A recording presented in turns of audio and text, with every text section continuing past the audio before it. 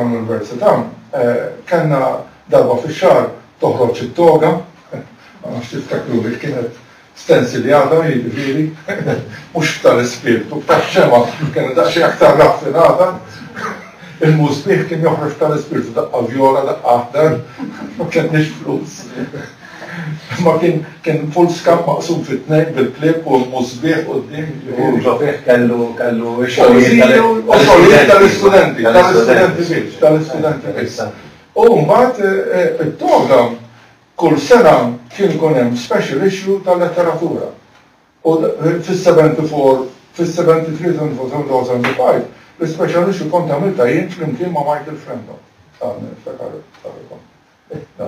Interessanti, semmejt l-istudenti l-oħra kif kienu jħarsu lekon. Kien hemm entużjażmu mill-fakultajiet oħra, jew kienu jħarsu lekon speċi daw tal-mandi,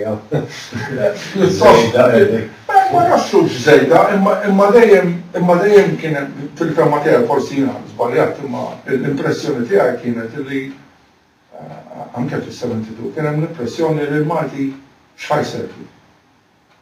Qatt ma ninsab nagħmlu refillu mittira twajlet u dan ma għalli sinti qed tistudja Malti għalli dak sar port il-kbir biss waslu.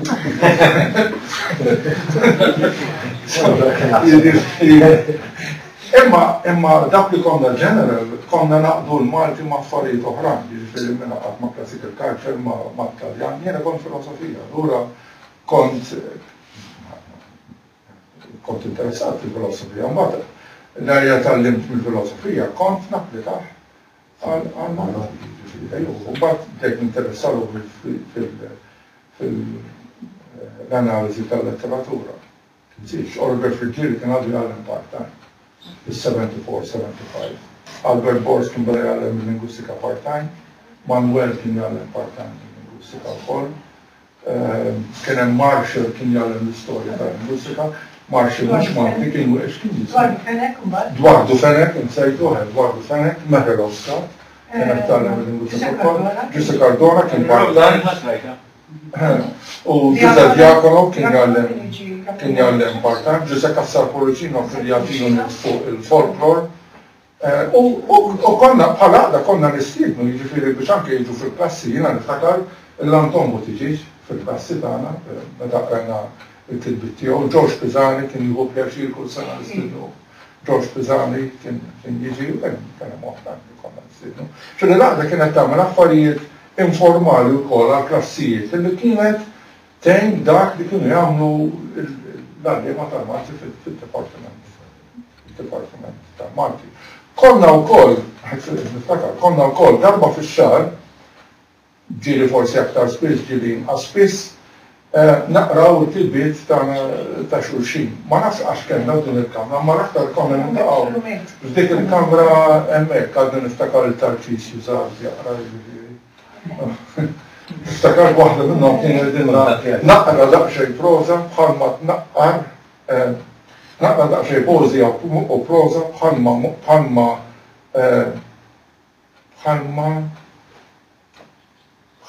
tnaqqar ħaxixa moża.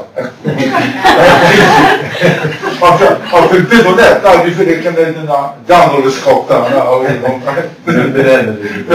Una sembejna l-poeżija. U konna nagħtu kummenti li xulxin u hekk.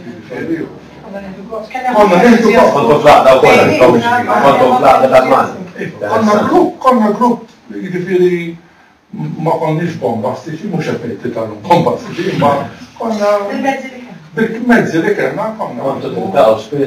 Mbagħad intendi kien hemm is-serati letterarji, naħseb waħda minnhom Joe Borch isemmina. Iva, il-fatt tagħna nistibdek issa nisimgħu naqra xogħol xogħol minn tiegħek li jażel li joġbok każminna x'inti parti minn din is-serata fuq li niftakru fuq l-għamma nisimgħu wkoll il-kedbiet tiegħek biex ndewqu lill-mistiednin xogħol. Ok, so billi fil-mistoqsijiet waħda minnhom semmejtu il-serata tal-1974, dik ħa semmi wara. Iva, nistit nsemmu mbagħad naqrawha wara. Ok, semmi x-xahra mhux problema, ma m'għandix aġenda fis-sana. Fit-2 ta' frar tal-1974, l-għaqda kienet għamlet lejla letterarja, dan isemmih Joe Borch fit-teżi tiegħu tal-Masters. biex tfakkar ikitaw 40 anniversarju mit-twaqqif tagħha. U kienet saret serata fit-teatru tal-Università. Il-belt, jiġifieri. Int kont ħadsen dakinhar bil-lejla tiżax poeżiji. X'tiftakar minn dik il-lejla, jiena niftakar li kien hemm milli qrajt mill-istess biċċa ta' teżi li kien hemm anki Edgar Formonta li llum membru ma setax jiġi laħasem tal-ġisu laħana u kienet imbullata, kif rajta kienet xtajdilna fuq. Is-sala kienet dejjem tkun imbullata, wara sunfej kien jiġu nies, kienu jiġu dejjem jiġifieri. Filis u Merja Ġus kienu ħadmu sketch ta' one player ma nafx minn kien kitba. Għandi kun ta' George Zammit kienet, ta' George Zammit, ta' George Zammit.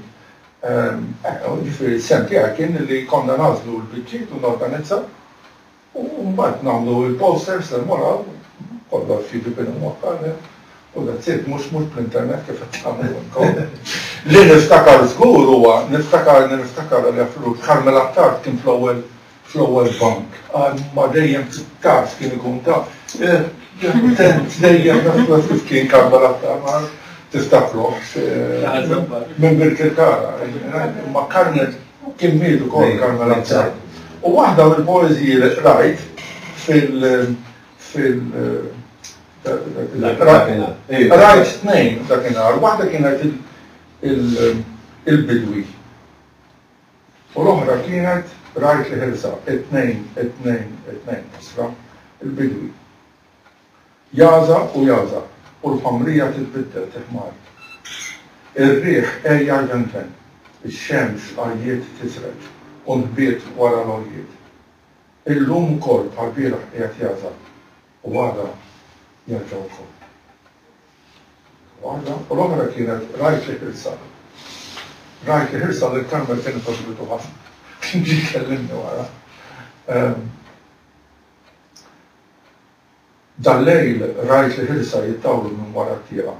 Jedduni d-dufferon twal puntati lejn il-passat. U żwiemel tal-futur rajthom jitkerbu għal-flur. Dik kienet ippubblikata fejku.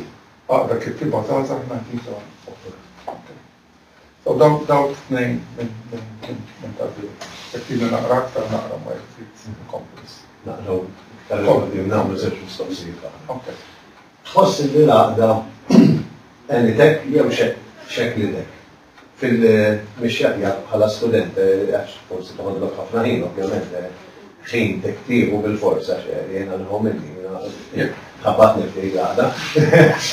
Kienet ħabtek f'dik għada li ħin kienet tiħu, imma xor kien jinqasam.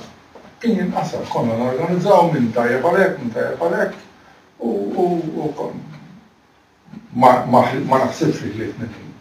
Pjuttost jena kont insiba tajnu. Naraw il-net indaqa ma sħabek. Issir tafhom umma, per eżempju, mill-Piberjeri konna minn nistudjaw flimkien u hekk minn Mario. Jena Mario għamilna sigħat, naqraw l-essays ta' xulxin u nikkommentaw fuq l-essays ta' xulxin.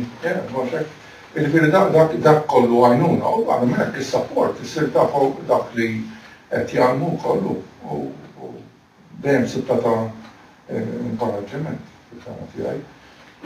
Ħaġa oħra li organizzajna meta jien kont student kienet kien ikun hemm nies differenti li nieħdu l-inizjattiva għal ċertu attivitajiet, għalhekk ix-xogħol kien jinqasam. Jiġifieri jekk niftakar sew kien hemm is-sottokumitati.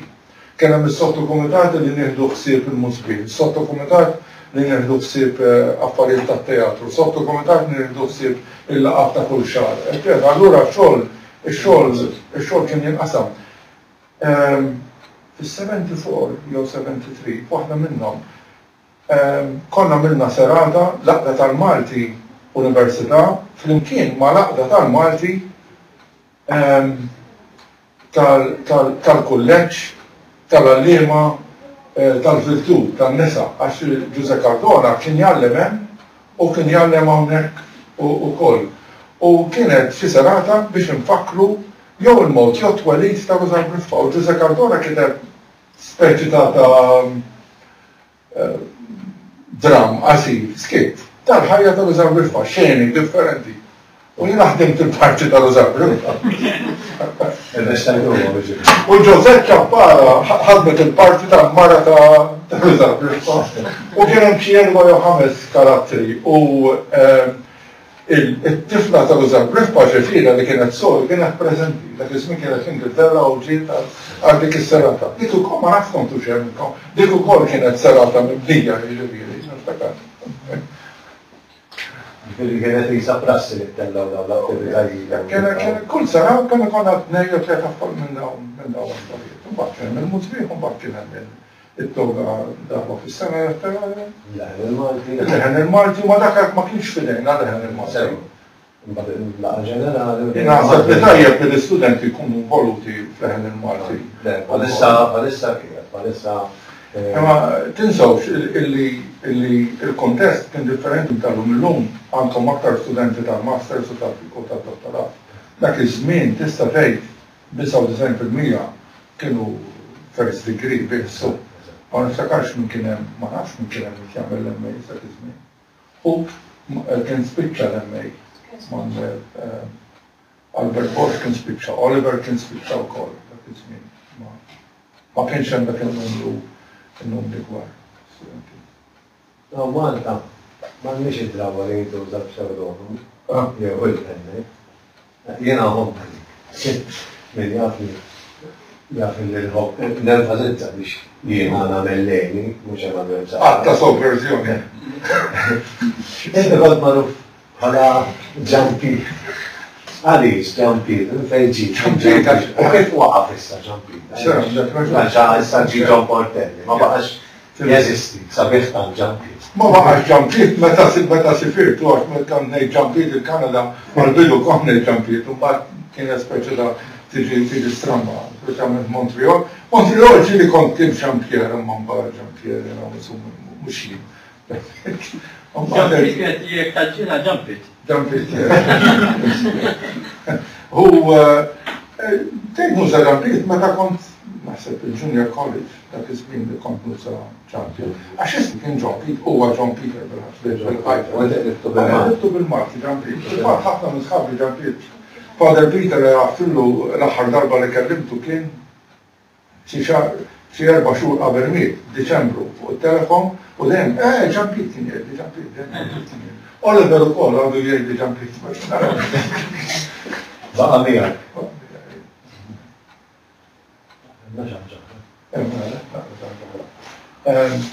Għana xaħġa minn tal-axħar. Jaf Adrian jibu ħafna paċenzja bila il-kommenti, mux aktar minn il-kommenti, insomma. Fakkarni kif għandi nikstess. Kif għandek ta' Issa naħdem fuq sensiela ta' pożiji oħrajn, sissa qed naħdem bit-titolu Bla Frontieri, ma nafx, issa naraw, ma sissa dik hija tema ewlenija. U ħannaqra. Ok. Minn aspetti, għallom nibdow l-aspett b'xejn. Ok, di jisimha ringiela.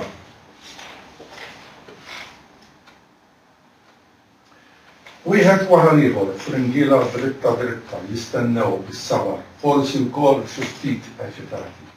Min isfar jarjat, min isfar ċar, min oranġo skur, min oranġo ftit aktar dajjef, min pulit, min idellek bit-taqtil kollha għall-eżami. Biex kemm taraw lina bħall-istudenti fil-kantina.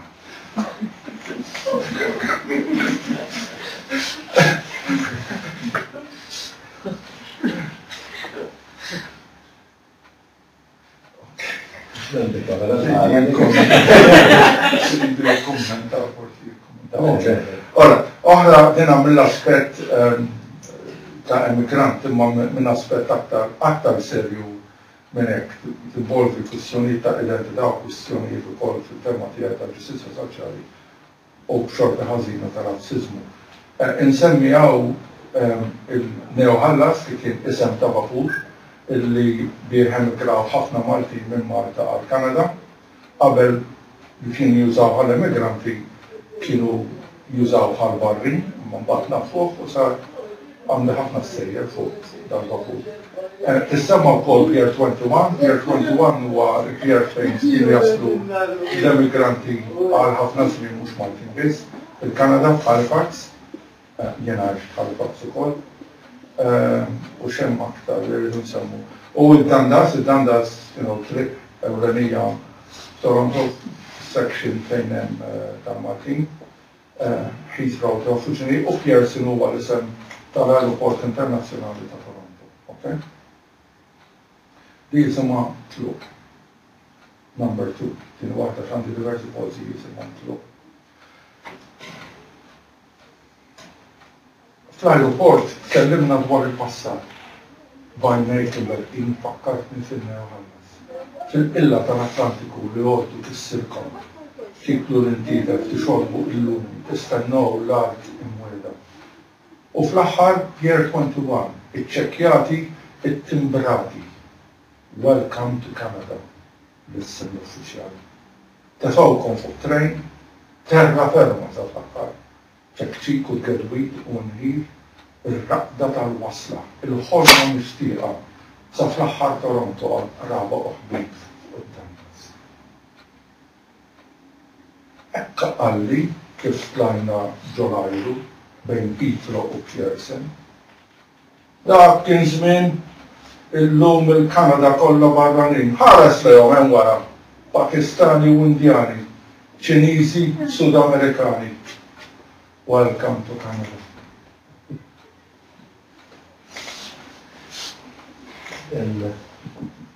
Grazzi del-poezija differenti ħafna mill-lej daw reċenti. Differenti anki bħala stilu kif ilu ma mill-ekstrajt inna fil-bidu. Għalma nafu ma kemm ma kibiex unoġġ. Impalla zejjed. Le, parla kam trid. Għax li fuq il-profess nafu li għamil tisem l-istudju tiegħi. Ma nistawx nħallu dan il-punt barra. U kienet scholarship fil-kawżani emigrant lejn kontinent. Iva, fuq ix-kien l-istudju tiegħek u fiex komplet tiżviluppa r-riċerka. Il-scholarship teknikament kien biex nagħmel studju għall-MA fuq fil-psikoloġija soċjali fuq l-attitudni lejn il-Malti u l-attitudni lejn l-Ingliż mill-immigranti Maltin fil-Kanada. Dak oriġinarjament kien l-iskop u fuq dak li jena ġibt scholarship kien inkoraġġina ħafna Father Peter u kontent għajt ma' studjus Kanadiż li mill sentejn ilu, Wally Lambert, li huwa studjus magħruf ħafna dwar il-multilingualizmu, kien għamel ħafna xogħol fuq il-Kanada fuq studenti fl-iskejjer li jitgħallmu kemm l-Ingliż u bil-Franċiż fl-istess minn tal-ewwel l-istudji li għamel u l-fema tiegħu dejjem kienet li jekk titgħallem żewġ lingwi flimkien aktar aħjar, aktar titgħallem, kien interessat ħafna fil-każ ta' Malta għax ħafna minnha jitgħallmu tliet sena flimkien konna dak ma nafx. U dak imma meta mort hemm sibt li ta' psikoloġija ġabuli ħafna ndoppi u allura libta filosofija u ma għamilx psikoloġija soċjali għalkemm kont ħadd units courses kif jgħidulhom ma' Wally Lambert. U spiċċajt għamilt teżi MA fil-filosofija u ktibt teżi fuq il-kunċett tal-immaġinazzjoni f'Aristotele u f'Avicenna jew kif nserħaw bl-Arbi Abu Ali Ibn Sina fuq il-kunċett tal-immaġinazzjoni. U jiena argumentajt li meta nieħdu l-kunċett tal-immaġinazzjoni f'Abu Ali Ibn Sina ma nsibux il-produzzjoni ta' Aristotele, imma nsibu differenti tal-kunċett tal-immaġinazzjoni.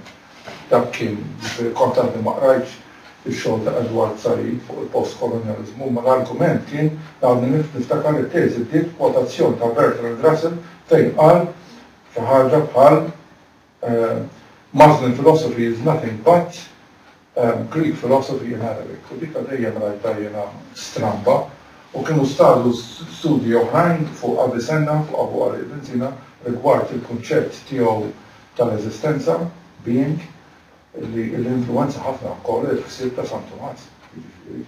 Ma xorta waħda u jiena effokajt fuq il-kunċett tal-immaġinazzjoni. Dak kien ix-xogħol tal-MA. Mbagħad ix-xogħol tal-PhD tal-kollox għal filosofija tal-edukazzjoni u l-etika u dik kienet mbagħad dik il-linja fuq il-filosofija tal-edukazzjoni u l-etika.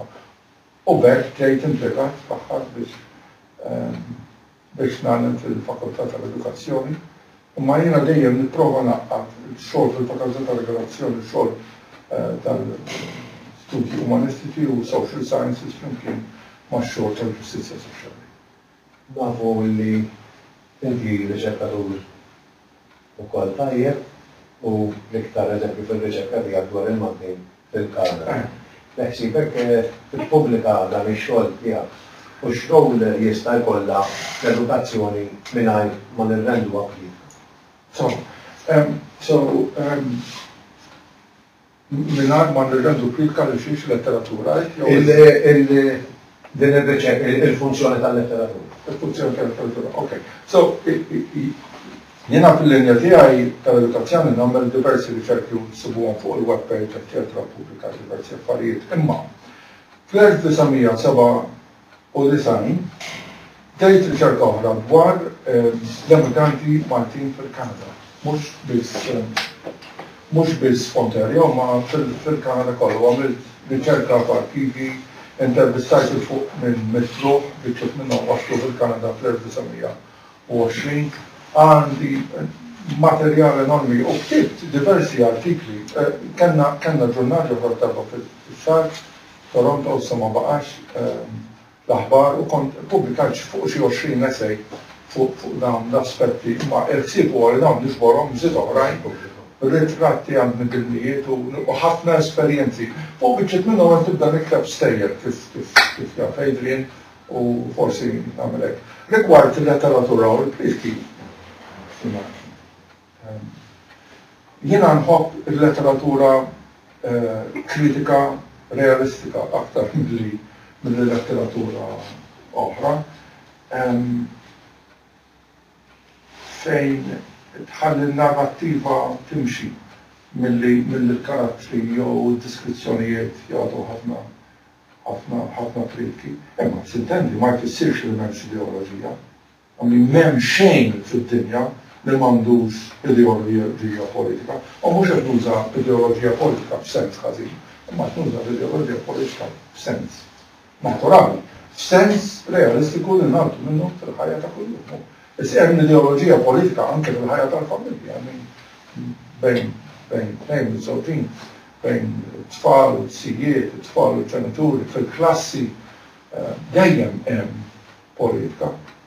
Anke dawk li jgħidu li l-ħajja tal-bniedem hija neutrali, dik fl-istess ħin hija ideoloġija politika oħra li tisseħ liberalizmu li hija problematika fil-familja. Ma jiġifieri hemm skop għal-letteratura fit-tagħlim. Da dubju. X'relazzjoni għandha l-letteratura fil-ħolqien tar-realtà? Naħseb għandha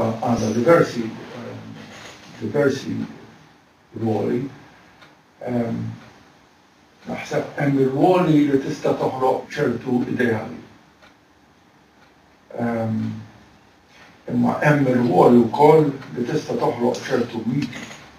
Mhux għalfejn niltaqgħu professuri oħrajn hawn li kitbu fuq dawn l-affarijiet. Imma dawk għalihom ma' żewġ punti kbar tal-letteratura u dejjem naħseb li hemm tensjoni kbira bejn ir-rwol ta' ideal u l-rwol ta' mit. F'xi sens l-ideal huwa mit u f'xi sens ieħor il-mit huwa ideal. Naħseb dejjem hemm dik it-tensjoni ta' x'inhu ideal u x'inhu mit. U mit fi żmienna llum il-kunċett ta' mit nużaw mod negattiv, imma naħseb il-mit għandu wkoll rwol pożittiv.